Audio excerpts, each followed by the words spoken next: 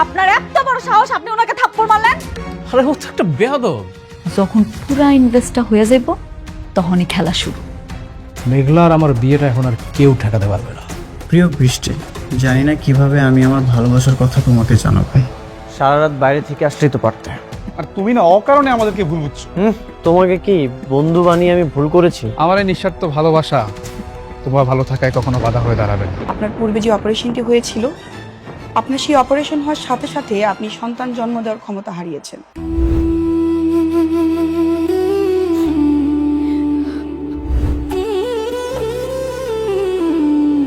বৃষ্টি, মা অনেক ক্ষুধা পেয়েছে, চল একসাথে বসে খাবো, চল।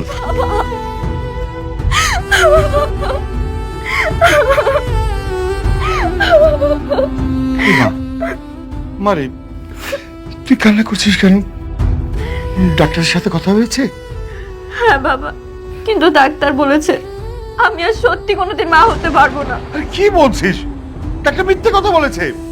দেখ, আমি তোকে প্রয়োজনে নিজে বিদেশ নিয়ে যাব, ওখানে তোকে ডাক্তার দেখাবো। আমি অনেককে কি জবাব দেব বাবা বলো? অনেক আমার কাছে একটা শুধু সন্তানই চেয়েছে, এটা যদি আমি না দিতে পারি ও তো অনেক কষ্ট হবে বলো। আমি ওর কষ্ট সহ্য করতে পারবো না। মা, মারে, আমি তো তোকে বললাম আমি দেখবো। আর জানিস বাপ, আল্লাহ অনেক মহান, আল্লাহ নিশ্চয়ই তোকে এত কঠিন শাস্তি দেবে না। নামাজ পড়, মন থেকে আল্লাহর কাছে দোয়া চাপ, আল্লাহ আমাদের সব বিপদ থেকে রক্ষা করবে।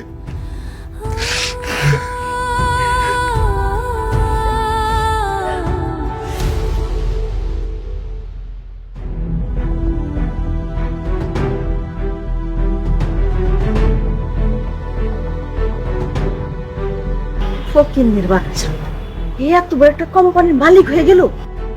কি দরকার ছিল এত দাম দেওয়ার লেগে সোনার নেকলেস কিনা? 10 লাখ টাকা দিয়া নেকলেস কেনার কোনো দরকার ছিল? আমি এত দাম দিয়ে কেন কিনেছি এটা আপনি বুঝুন। আরে ওই বস্তির ফকিন্নির লেগা একটা কম দামি জিনিস কিনা দিলে হইতো। খামাখা তুমি এতগুলো টাকা নষ্ট করলা বাবা। বাবা, চাষি কিন্তু খারাপ বলেন, ওরে একটা নকল কখনো দিয়ে দাও।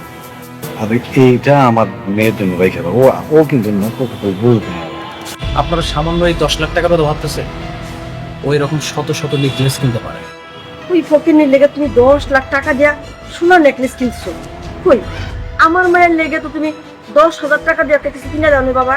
আপনাদের মেয়ের কথা বাদ দেন তো, শুনেন এখন শুধুমাত্র মেঘলার কথা ভাব, যে কোনো ভাবে হোক ওকে রাজি করাতে হবে। দরকার হলে ওর পায়ে ধরবেন। হ্যাঁ, আমি ও রাজি না হলে? রাজি না হলে এই বাড়ির থেকে আপনাদেরকে বের করে দেবেন, তখন গিয়ে রাস্তায় থাকবেন।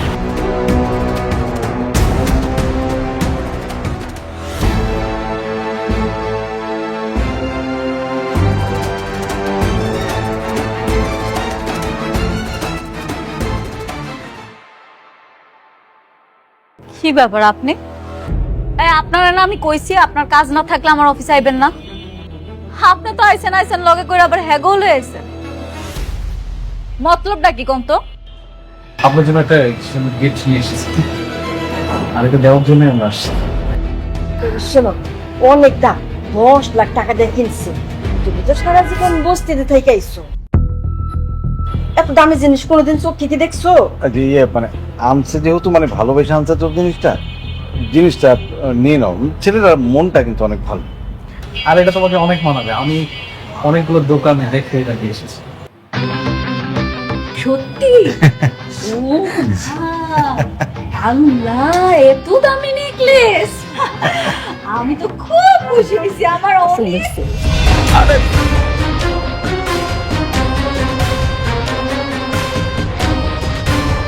হায় হায়,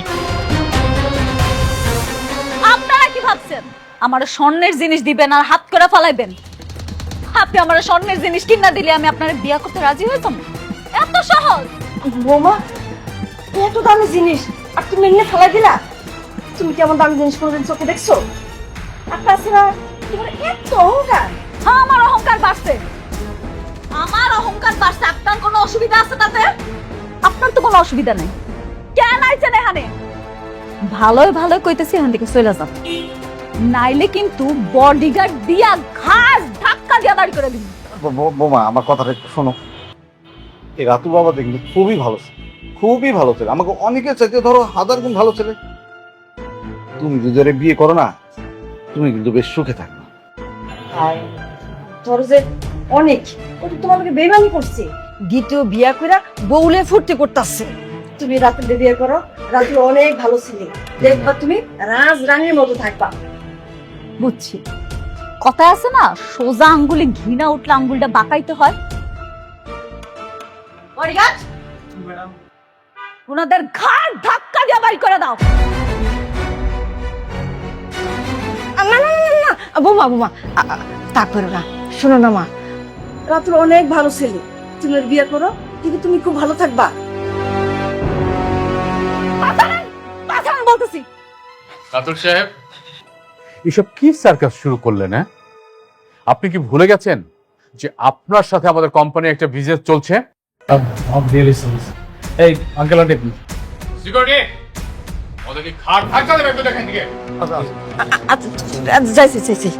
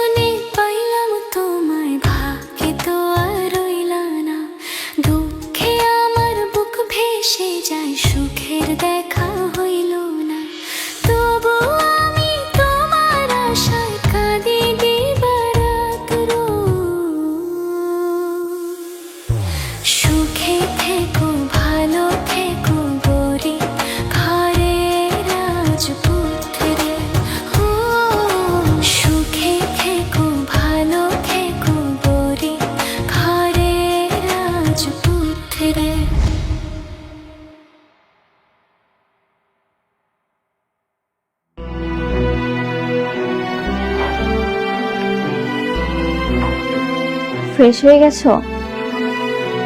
কি খাবে তুমি? নুডলস বানিয়ে এনে দিই? বৃষ্টি, বসো এখানে। আচ্ছা, একটা কথা বলো তো, তুমি আমাকে না বলে কেন ডাক্তারের কাছে গেছো? আমাকে বললেই তো আমি তোমাকে নিয়ে যেতাম। ভেবেছিলাম তুমি ব্যস্ত, এজন্য বলিনি। বৃষ্টি, এমন চিন্তা আপনার কখনোই করবে না। আমার আবার কিসের ব্যস্ততা? আমার যত ব্যস্ততা আছে সবকিছু তোমাকে নিয়ে। ঠিক আছে, আর কোথাও তোমাকে না বলে যাব না। চলো না, ডাক্তার তো নিশ্চয়ই বলেছে তুমি এখন মা হতে পারবে। যদি আমাদের সন্তান হয়, তখন সন্তানের নামটা তোমার নামের সাথে মিলিয়ে রাখবো। কেমন হবে বৃষ্টি? তুমি খুশি তো? হ্যাঁ, খুশি।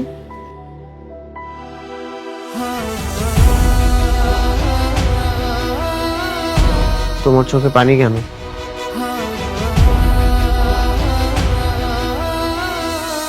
কই,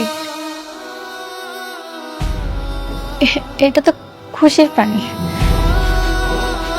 বৃষ্টি, হ্যাঁ বাবা। আসবো? হ্যাঁ, আসো। বৃষ্টি, ও তুমি, হ্যাঁ তুমি অফিস থেকে কখন আসলে? এই তো কিছুক্ষণ হবে। আচ্ছা শুনো, আজকে রাতে আমার একটা প্রোগ্রাম আছে। কিসের প্রোগ্রাম বাবা?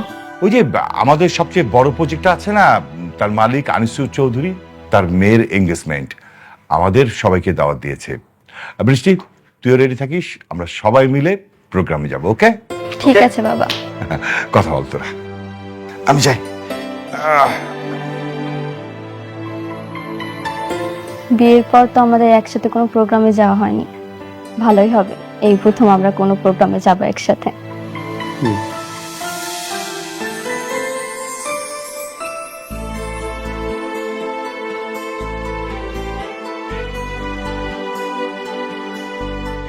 কিরে মা, কি করতেছস? কিছু না আব্বা, কয়টা ছবি দেখতেছিলাম। ও ভালো। মারে, এই তোর একটা কথা কইতে চাইছিলাম, কমু? হ আব্বা, কও কি কথা? না হয়েছে কি, ওই অনেকেই তো মনে কর 2 বিয়া কইরা সংসার করতেছে, 2 বউর সাথে মিলমিশও আছে। তো কইছিলাম যে তুই যদি ক্ষমা কইরা দে একসাথে।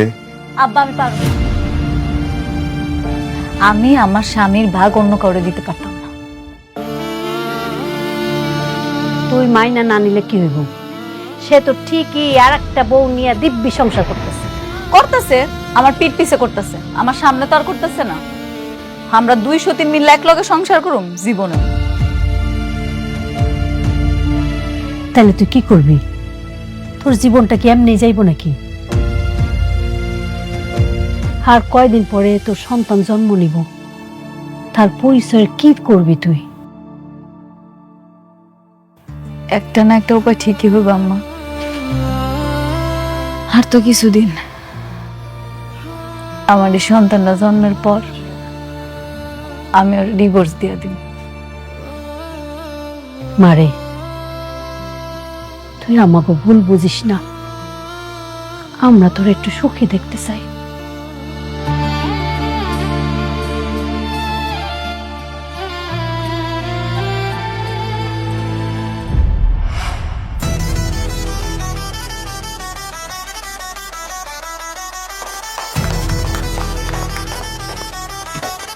হ্যালো রকি সাহেব, আসুন আসুন। আসসালামু আলাইকুম। ওয়ালাইকুম। কেমন আছেন আপনি? ভালো, আপনার আসাতে আরো অনেক খুশি হলাম।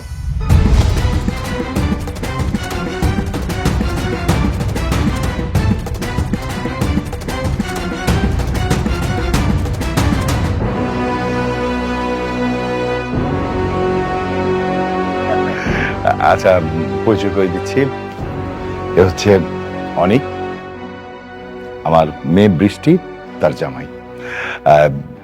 আমার সমস্ত ব্যবসা বাণিজ্য আমার অনেকই দেখে। হ্যালো ইয়ং ম্যান, অল্প বয়সে অনেক বড় দায়িত্ব নিয়েছো, একদিন অনেক বড় হবে। দোয়া করবেন একদম। হ্যাঁ, দোয়া তো অবশ্যই করবো। হ্যাঁ রকি সাহেব, আমার মেয়ের সাথে আপনাকে পরিচয় করে দিচ্ছি। শিওর। নীলা, এদিকে আয় তো মা।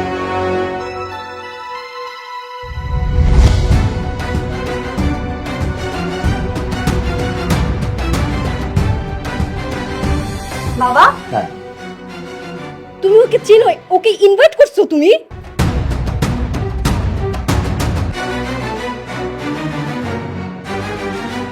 তুই কি ওকে চিনতি? হ্যাঁ, খুব ভালো করে চিনি। তোমাকে বলেছিলাম না, আমার জন্মদিনের সময় একটা ছেলে আমাকে থাপ্পড় মেরেছিল, এটাই সেই ছেলে।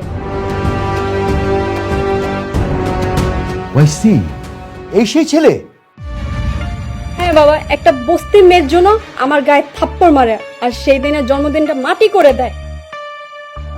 আমি কত রাত সেই অপমানের কারণে ঘুমাতে পারিনি। রকি সাহেব, আমার মেয়ে আপনার মেয়ের জামাই সম্বন্ধে এসব কি বলছে? অনেক, উনি যা বলছেন তা কি সত্য? হ্যাঁ বাবা, যা বলছে সবই সত্য। এটা একটা মিসআন্ডারস্ট্যান্ডিং ছিল, তবে মিস্টেকটা মিস নীলারই ছিল। চুপ করো বেয়াদব! একটা ফকিন্নি বস্তির মেয়ের জন্য তুমি আমার গায়ে হাত তুলছো, আমাকে অপমান করছো। কিন্তু নীলা রকি সাহেবের মেয়ে। না বাবা, ওই মেয়ে বস্তিতে থাকে, ফকিন্নি।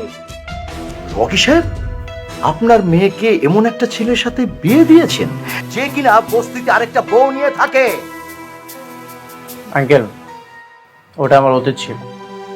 আর তাছাড়া আপনার মেয়ে ওকে অপমান করেছিল, এই জন্য আমি সেটা করেছি। বাবা, আমি এই অপমানে বদলা নিতে চাই। আমি সেই দিনের থাপ্পড়টা আজকে জবাব দিতে চাই। ঠিক আছে, তোকে যেমন থাপ্পড় মেরেছে তুইও পাল্টা থাপ্পড় দিয়ে দে, ব্যাস। ওয়েট প্লিজ, দেখুন, অনেক তো বললো যে একটা ভুল বুঝাবুঝি হয়ে গেছে, আজকে এক শুভক্ষণে এই কাজটা না করলে হয় না। অবশ্যই করব রকি সাহেব, আমার মেয়ে যদি ওকে থাপ্পড় মারতে না পারে তাহলে আপনার সাথে আমার যে বিজনেস ডিল ছিল সব বন্ধ করে দেব। নীলা, যা থাপ্পড় মার।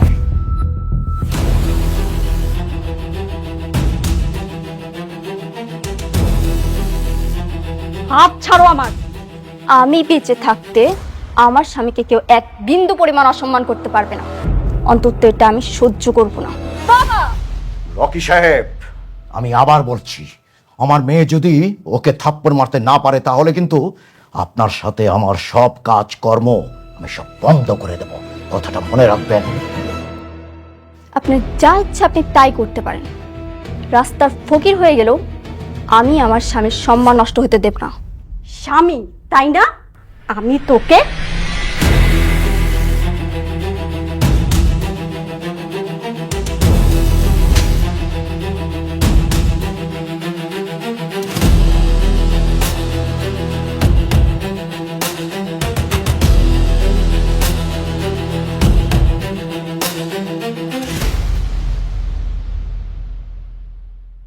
বিজনেস বিজনেসের জায়গায়, আর আত্মসম্মান আত্মসম্মানের জায়গায়।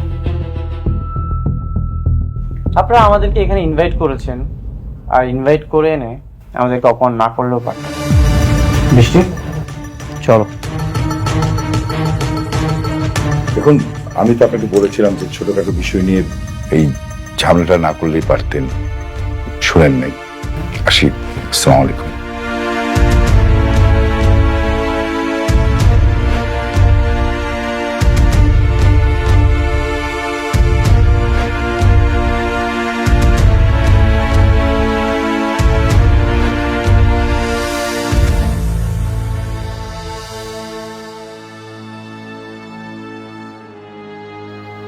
এত বড় একটা প্রোগ্রাম, আপনার আত্মীয় স্বজন, ইনভাইটেড গেস্ট, সবার সামনে আপনার মেয়েকে থাপ্পড় মেরে চলে গেল। ও শুধু আপনার মেয়েকে থাপ্পড় মারেনি, আপনাকে চরমভাবে অপমান করেছে। ও ভাই দেবে, আমি রাতুল রাজ। রাতুল, আমি তোমার সম্বন্ধে সব খোঁজ খবর নিয়েছি। তুমি শালিমা গ্রুপ ইন্ডাস্ট্রি যে ভালোই কাজ করছো। আচ্ছা রাতুল, আমি যদি তোমাকে কাজ দিই তুমি কি কাজ করবে? কোর্স অবশ্যই করব। তাহলে ওই ছোট লোকের বাচ্চাকে যেই কাজটা দিয়েছিলাম সেই কাজটা আমি তোমাকে দিতে চাই। কিন্তু ওরা তো এমনিতেই শালিমা গ্রুপের কাজ না পেয়ে অনেক চাপে আছে, এখন তো ওদের অনেক সমস্যা হবে। আমি চাই ওরা পথের ফকির হয়ে যাক। বাবা, আমিও চাই ওরা পথের ফকির হোক। বাবা please. You're right, clever girl, ও ঠিক বলেছে। তাহলে ডেল। ঠিক।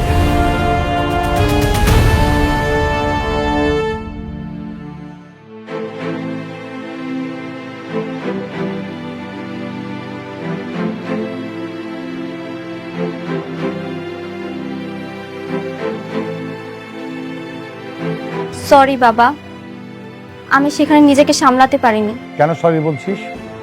তুই যে কাজটা করেছিস একদম ঠিক কাজ করেছিস। শোন মা, মানুষের জীবনে টাকা পয়সার চেয়ে সম্মানটা গুরুত্বপূর্ণ। বাবা, আমি ভাবছি উনি হয়তো আমাদের প্রজেক্টগুলো বন্ধ করার চেষ্টা করবে। পারবে না, অলরেডি 60% কাজ ডান। ওরা আমাদের প্রজেক্ট বন্ধ করতে পারবে না। স্যার, একটা খারাপ খবর আছে। কি খবর? আনিস চৌধুরী আমাদের সকল প্রজেক্ট বাতিল করার নোটিশ দিচ্ছে। কেন, কি হয়েছে? স্যার স্যার যদি সত্যি সত্যি প্রজেক্ট বাতিল হয় তাহলে তো আমাদের অনেক বড় একটা লস হয়ে যাবে। কেন বাতিল করেছে? কি লজিক দেখে বাতিল করেছে? সাইডে একজন অ্যাক্সিডেন্ট করে মারা গেছে, এটাই তার কারণ হিসেবে উল্লেখ করা ছিল। তারা এটাও বলেছে আমাদের কাজের মান ভালো নেই, আর ইত্যাদি বেশ কিছু কারণ দেখিয়ে তারা প্রজেক্ট বাতিল করেছে। আমি জানতাম এমন কিছুই করবে। অনেক টেনশন করার কিছু নেই, দেখি আমি হ্যান্ডেল করব, টেনশন করো না।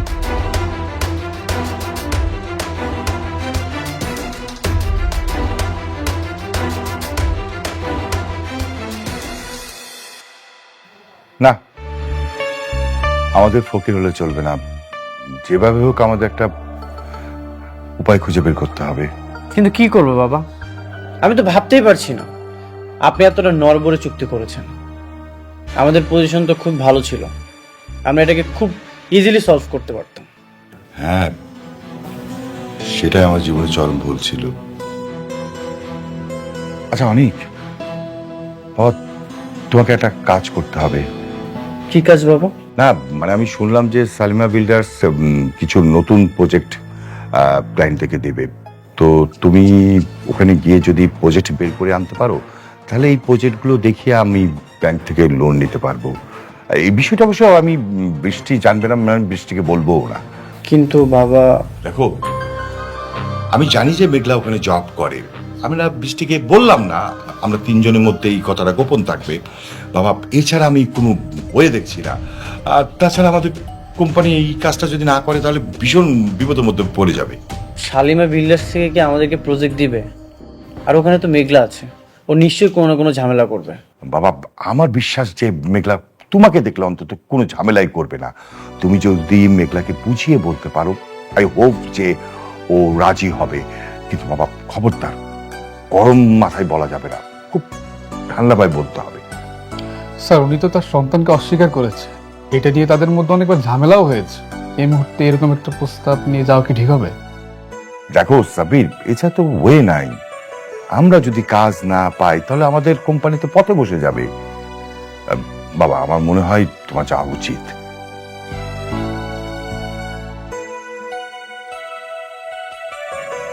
ঠিক আছে বাবা, আমি যাব। হ্যাঁ আচ্ছা ঠিক আছে, অনেক আমার একটু কাজ আছে, আমি গেলাম। যত তাড়াতাড়ি পারো তুমি এটা হ্যান্ডেল করো। হ্যাঁ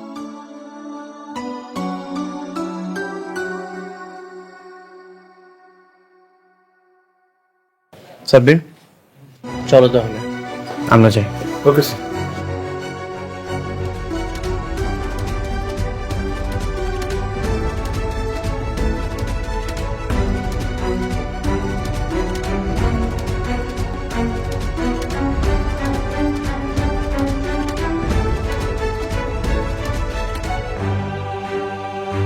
ভিতরে যাওয়া যাবে?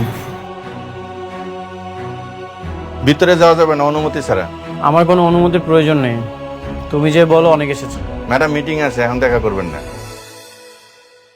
আপনারা সবাই জানেন শালিমা বিল্ডার্স হচ্ছে একটা নামকরা কোম্পানি, আর সেই নামকরা কোম্পানির সুনামটা ধরে রাখা কিন্তু আমাকেই দায়িত্ব। জি ম্যাম।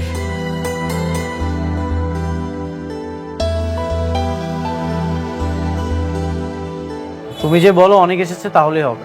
আচ্ছা দেখতেছি। রফিক সাহেব, জি বলুন। শালিমা বিল্ডার্স এর প্রথম শর্তটা হচ্ছে কোয়ালিটি ফার্স্ট। অবশ্যই। আপনাকে অবশ্যই, শুধু আপনাকে না সবাইকে বলছি যে অবশ্যই আপনাকে ইট এবং সিমেন্ট বালুটা ভালো দিতে ম্যাডাম হবে। একজন লোক আসছে আপনার সাথে দেখা করতে। কি ব্যাপার, আপনি মিটিং মধ্যে চলে আসলেন? আপনি দেখতেছেন এখানে একটা মিটিং চলতেছে। স্যার ওনাকে বলছি, ওনার শুনতেছেন, ওনার নাসর বান্দা। যান ওনাকে ঘাট ধাক্কা দিয়ে বের করে দিন। ঠিক আছে স্যার, ওকে। হ্যাঁ কি যেন বলছিলেন রমজান সাহেব?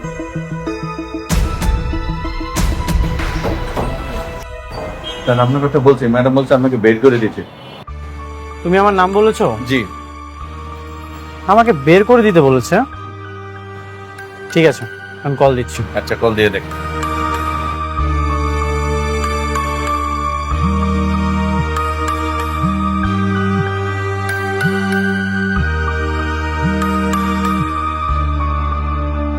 Excuse me. হ্যালো। তোমার অনেক অহংকার বেড়ে গেছে তাই না? আমি তোমার সাথে দেখা করতে যাচ্ছি, তুমি এখন আমার সাথে দেখা করতে যাচ্ছ না? কোটিপতি হওয়ার পর খুব অহংকার বেড়ে গেছে তোমার। কি বলতেছো তুমি এসব? কি বলছি তুমি বুঝতে পারছো না? ও আচ্ছা, এখন আমি একদম ক্লিয়ার। তোমার গর্বের সন্তানের স্বীকৃতি দেইনি বলে তুমি এখন আমার সাথে এমন করতেছো। একটা কথা মনে রেখো, এই দিন কিন্তু দিন না, এই দিনকে নিয়ে যাবো আমি সেই দিনে, আর সেই দিন তোমার অহংকার ভেঙে চুরমার হয়ে যাবে। কি তোমার কি মাথা খারাপ হয়ে গেছে? কি সব উল্টাপাল্টা কথা বলতেছো তুমি? সরি। ম্যাডাম,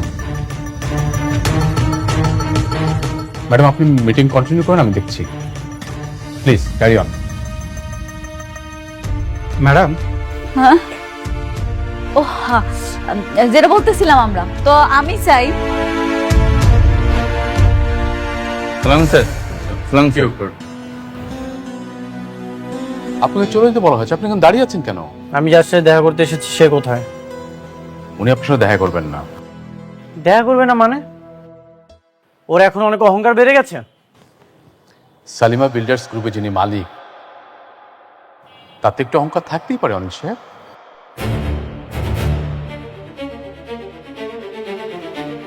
মালিক? মেঘলা শালিমা বিল্ডার্সের মালিক? কিন্তু মেঘলা তো গরিব, বস্তিতে। ওনারা হচ্ছেন ম্যাডামের পালিত বাবা মা। ম্যাডামের আসল পরিচয় হচ্ছে তিনি এই বিশাল কোম্পানির মালিক।